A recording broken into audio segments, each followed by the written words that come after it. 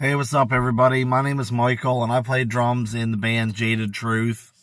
And I thought it might be cool to talk to you guys about some of the history of the band and some of our lore, as it were. Do a little retrospective of the band and kind of our music and what we've been doing the past 6 years as a band. So, some of you guys might not know we're from St. John's, Newfoundland, Canada. And the band formed in 2019. And for some of you that don't know, St. John's is an area that's always had a really productive music scene, from metal to punk to alternative. St. John's has a long history of music, great music. So we all knew each other from pretty much the music scene. We all played in various bands for years.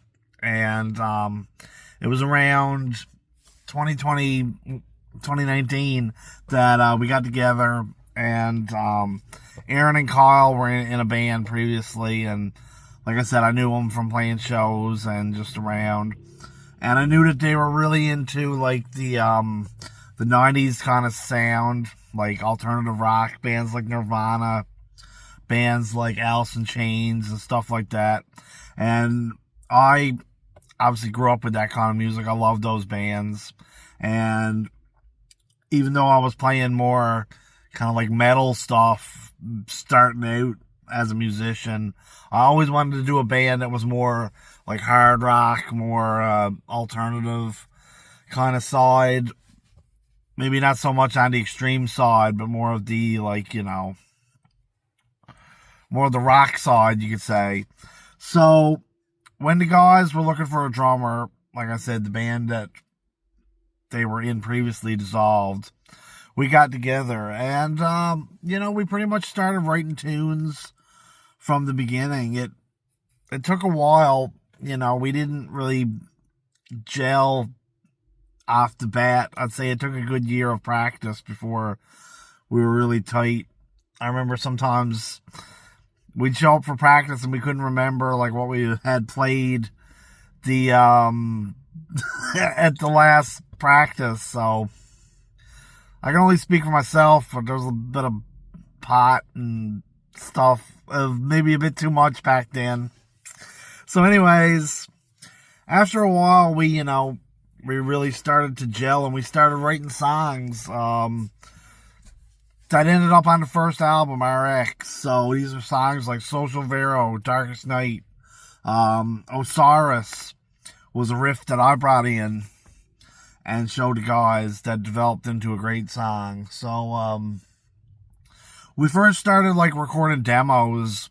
We had an EP that was, pretty rough recordings.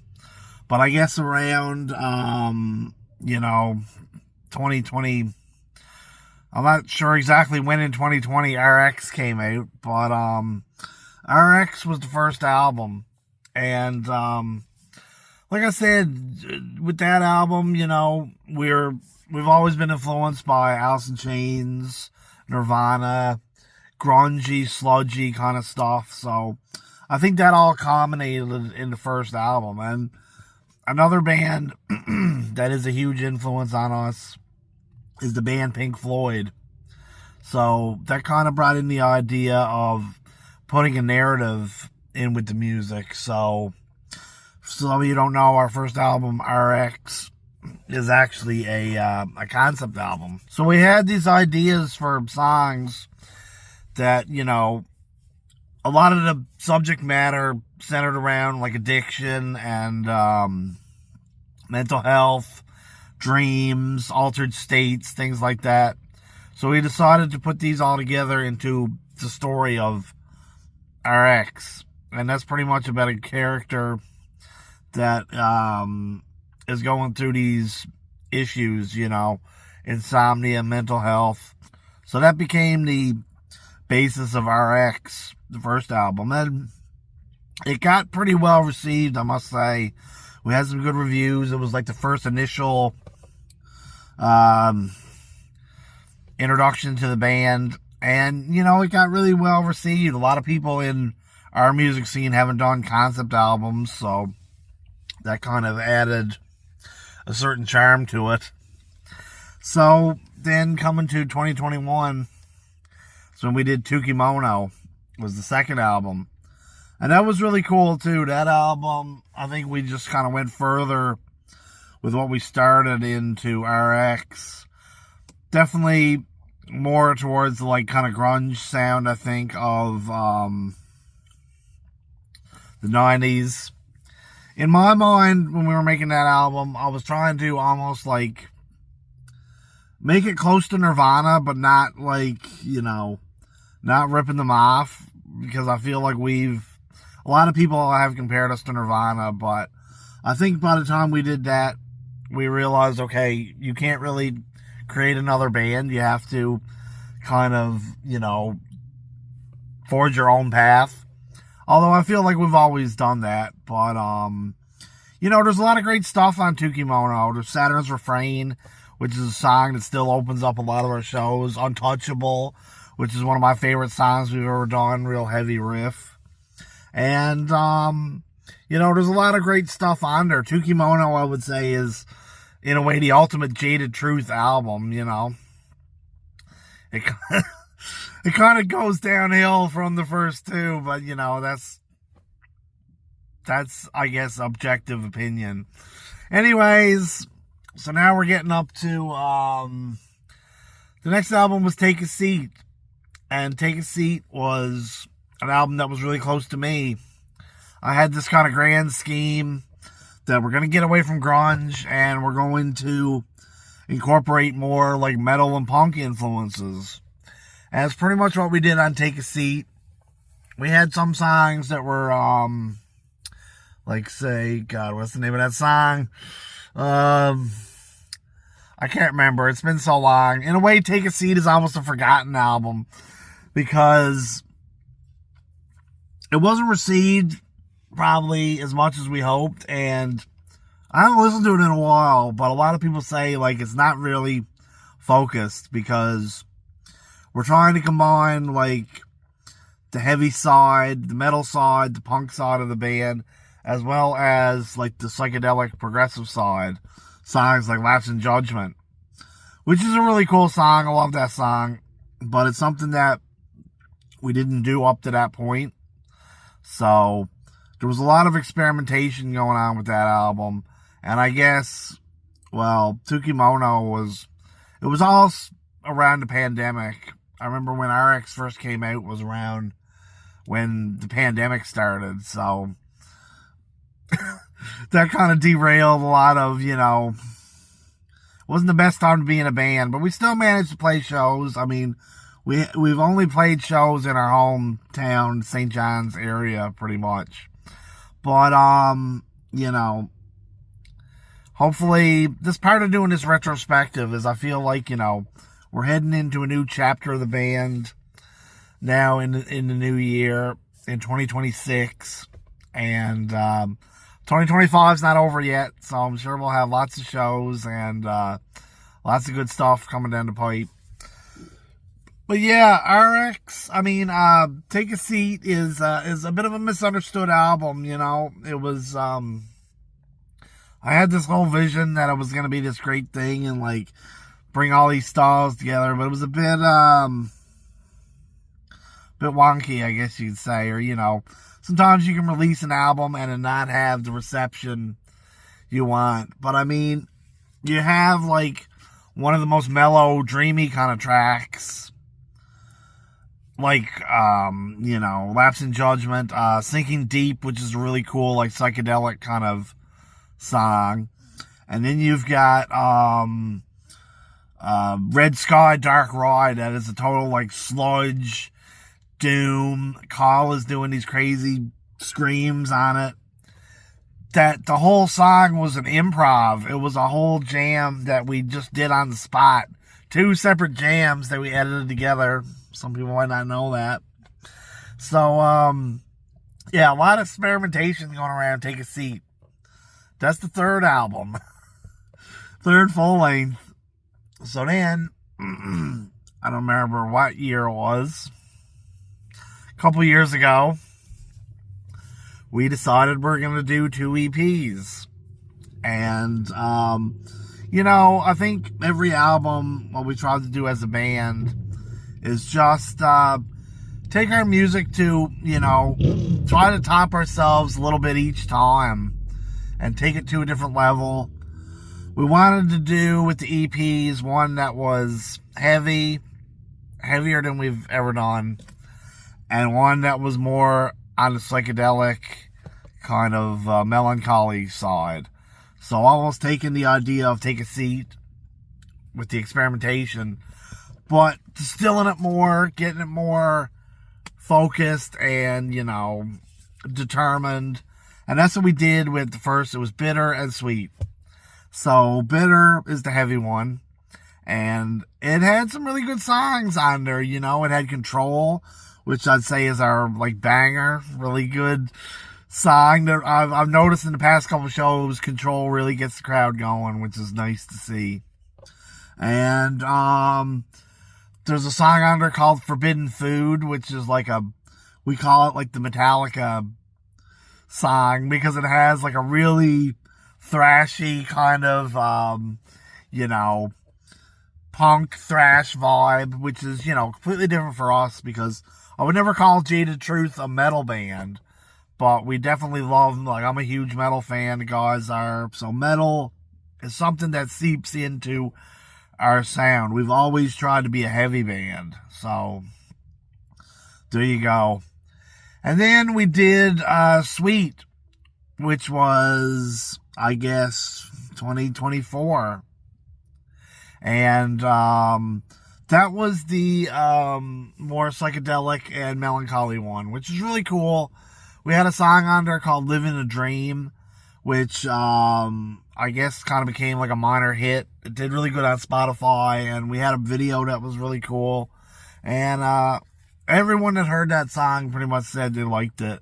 And it was a real cool kind of throwback to, shoegaze and more alternative sound of the 90s, which I love.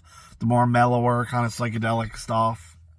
And there's other really cool songs on there too. There's one called See Fit, which is a cool song that's a post-punk kind of influence, bit of a goth rock vibe in there. And then you've got other songs We're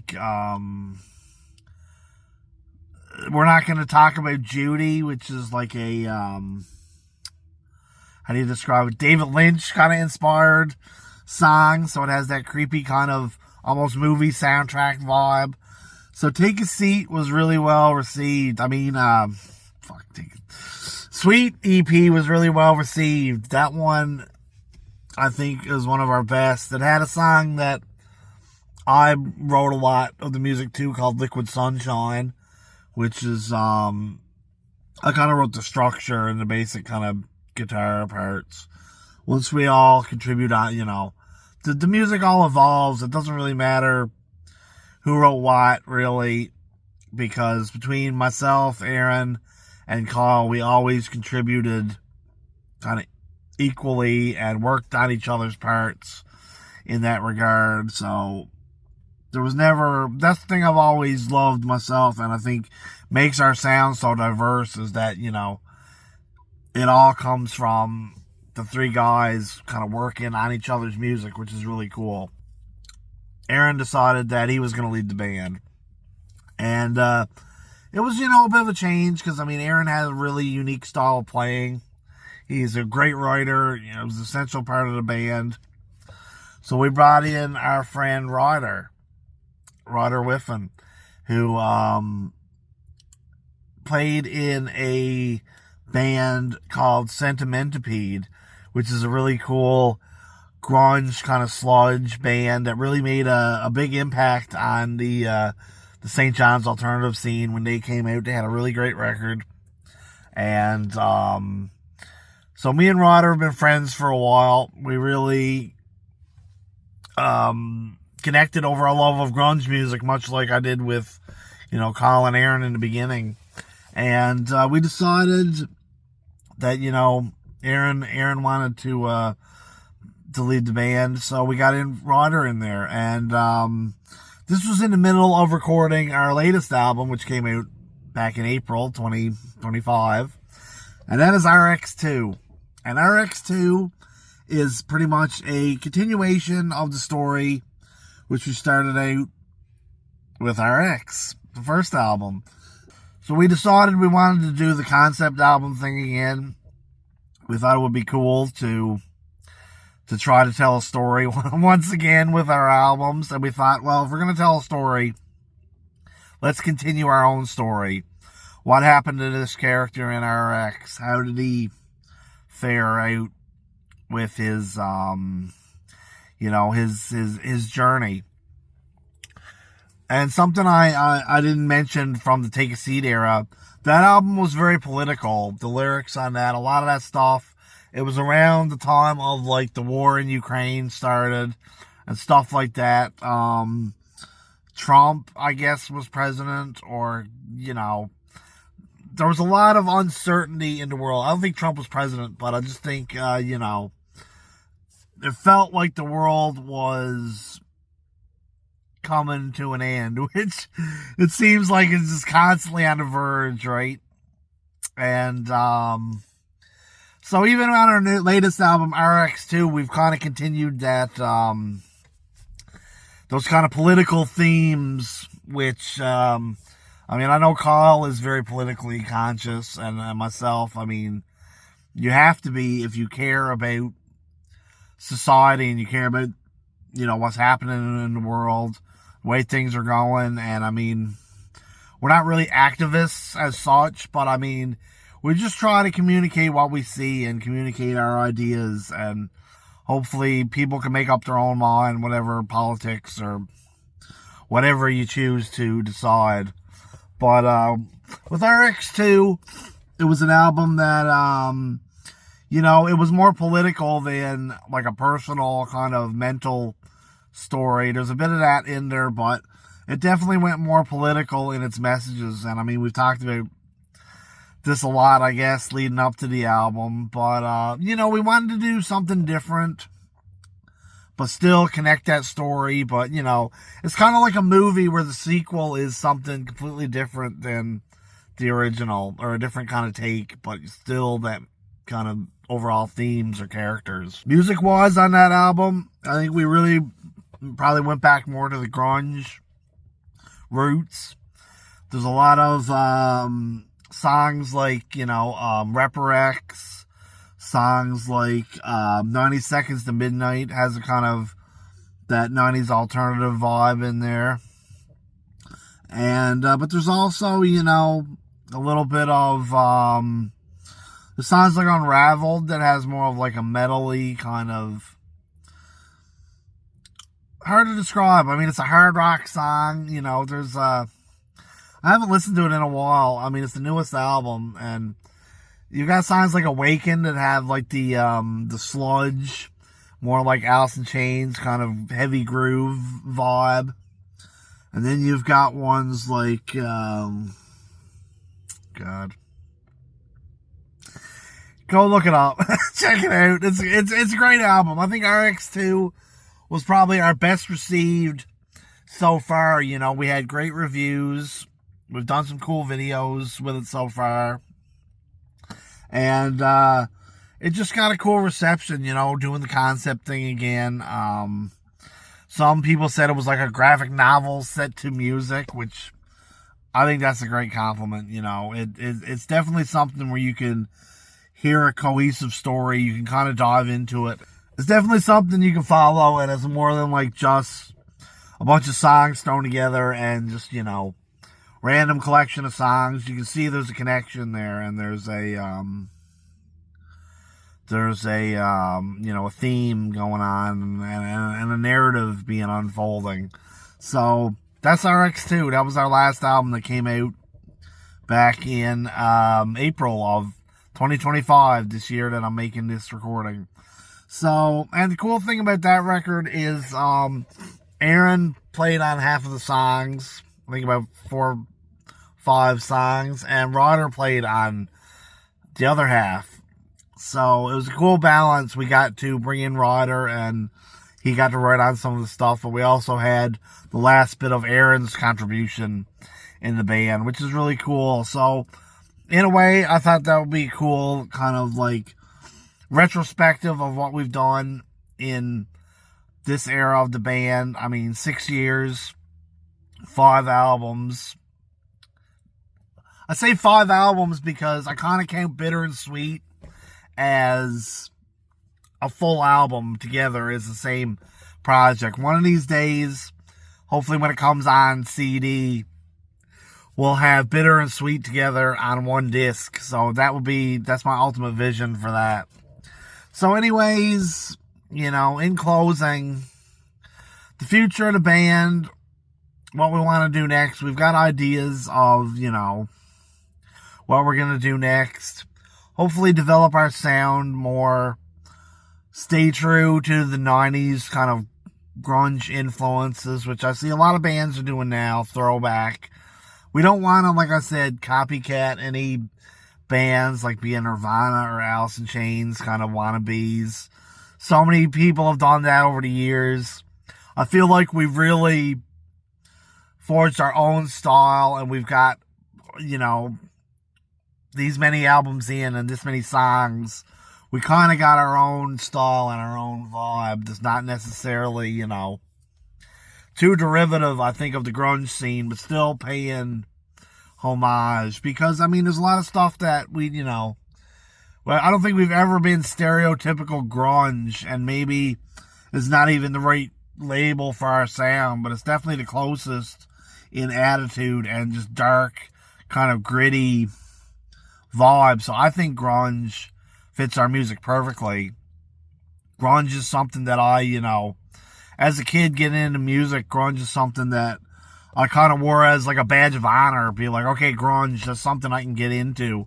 It's got a style, it's got an attitude that, as a teenager looking for something to kind of identify with, I guess grunge gave me I felt a connection with that. I think we're going to continue with the concept kind of thing. It's not something that you want to do every time, but it's really cool because it adds like a different layer to your music and a story. It adds a bit more substance to what you're doing. So we've got a few ideas kicking around for the next Jaded Truth EP or album, whatever we're going to do. Hopefully that'll come in 2026. And another thing is getting on the road, because we've only played in Newfoundland, in our hometown, pretty much since the existence of the band. So getting on the road is something that we really want to do. It's something that myself, Carl, and Rod are really excited. Something that we've talked about and we want to do. So definitely like a small run of maybe Eastern Canada first, Nova Scotia, New Brunswick, Quebec maybe. So, and musically, I think that we're probably gonna try to get more atmosphere and more kind of like a bit more of that psychedelic kind of thing in there. Stuff like shoegaze and different kind of atmospheric music has really done a lot of stuff that's came out in the past year that I'm a big fan of. Like I said, we've always been big fans of Pink Floyd and stuff like that, the kind of psychedelic, really atmosphere kind of bands. So, there might be more like synths and more like a bit of like prog and stuff like that in future Jaded Truth releases. Kind of a good balance of the heavy and the psychedelic. That's where I would like the band to be. But we don't try to put too many, borders around what we do. We try to just be kind of stream of consciousness with. A lot of things we've done have just come out of nowhere off the top of our heads. A song like Spirit is a good example of something that was just, so many of our songs are born out of a jam or just something, a random occurrence, and we'll be like, oh, that's cool. You'll follow a little breadcrumb till it leads you to a song. So anyways, that's my retrospective of the first 6 years of Jaded Truth's existence from 2019 to 2024. Hopefully next year we'll see you on the road. We're going to start really soon. Working on some new music. We got a few ideas in the can. Started demoing. We're always coming up with stuff. But we're still promoting RX 2. So maybe there'll be some more videos and more shows before the end of 2025. So thank you for listening. Hopefully I haven't rambled here too much. But if any people that know me personally, you know I'm a rambler. So thanks for watching. Keep it jaded. See ya.